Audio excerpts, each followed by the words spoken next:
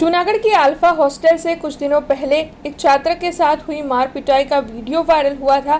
तब इस मामले के सामने आने के बाद जांच कमेटी का गठन किया गया था।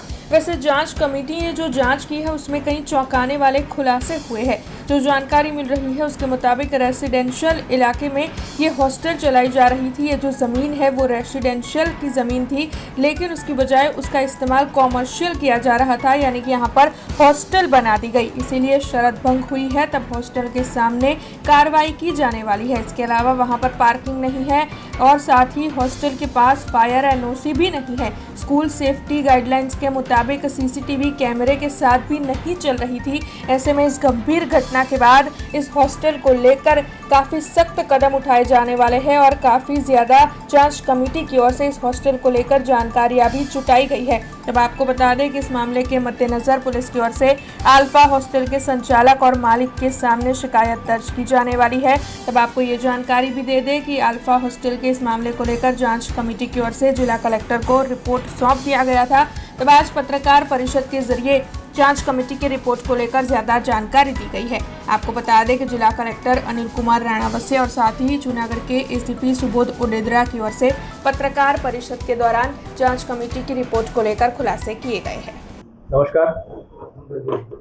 गया अठवाडिये सोशल मीडिया में एक हॉस्टेल में एक विद्यार्थी ने अन्य विद्यार्थीओ के जो हॉस्टेल में एमनी साथे रहता एमना द्वारा मार मारवाना विडियोज सोशल मीडिया में वायरल थया था अने प्राथमिक तपास में जाणवा मळ्युं के आ जे विडियो वायरल थया छे जूनागढ़ना अल्फा हॉस्टेल ना छे। એટલે જે તે વખતે એસપી શ્રી સાથે પણ જરૂરી આ બાબતે ચર્ચા કરી હતી અને આગળની કાર્યવાહી અને જરૂરી તપાસ માટે અમે એસડીએમ જૂનાગઢની અધ્યક્ષતામાં એક કમિટી બનાવી હતી અને એ કમિટીમાં જિલ્લા શિક્ષણાધિકારી, ડીવાયએસપી, ડીવાયએમસી અને અમારા જિલ્લા બાળ સુરક્ષા અધિકારીશ્રીને રાખવામાં આવ્યા છે। આ સમિતિ જે હતી એને ઘટના સ્થળની મુલાકાત કરી, જે અફેક્ટેડ વિદ્યાર્થીઓ હતા એમની સાથે પણ ચર્ચા વિચારણા કરી, હોસ્ટેલના માલિક એના સંચાલકો એમની સાથે પણ જરૂરી વાતચીત કરી અને આખું એક તપાસ ડિટેલમાં એ લોકોએ કરી।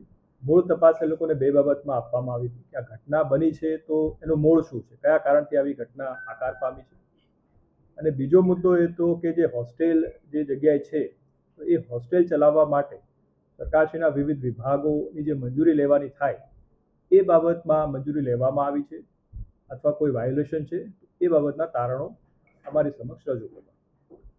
સમિતિએ બહુ ડિટેલમાં અભ્યાસ કરી અને એક અહેવાલ અમને સુપ્રત કર્યો, જેમાં પ્રથમ મુદ્દા માટે એવી બાબત આવી છે કે વિદ્યાર્થીઓ વચ્ચે જે તકરારો, કોઈ કબડ્ડી રમવા બાબતે કે હોસ્ટેલના જે ડિરેક્ટર હોય એને અમુક બાબતોમાં જાણ કરવા બાબતે એવા તકરાર થઈ અને આ ઘટના વિદ્યાર્થીઓ વચ્ચે આકાર પામી।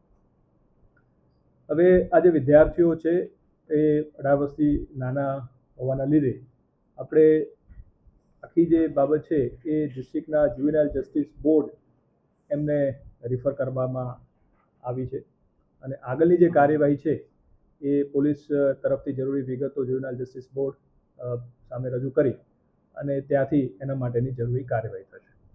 આલ્ફા હોસ્ટેલની ઘટના બાબતે જે વિડીયો વાયરલ થયા હતા અને ત્યારબાદ પોલીસે તુરંત જ્યુવેનાઇલ જસ્ટિસ એક્ટ હેઠળ જે કાર્યવાહી કરેલ, ત્યારબાદ કલેક્ટર સાહેબ તરફથી એક જે કમિટી નિમવામાં આવેલી એ કમિટીએ રિપોર્ટ સુપ્રત કર્યો, જેમાં ડીવાયએસપી શ્રી પણ હતા।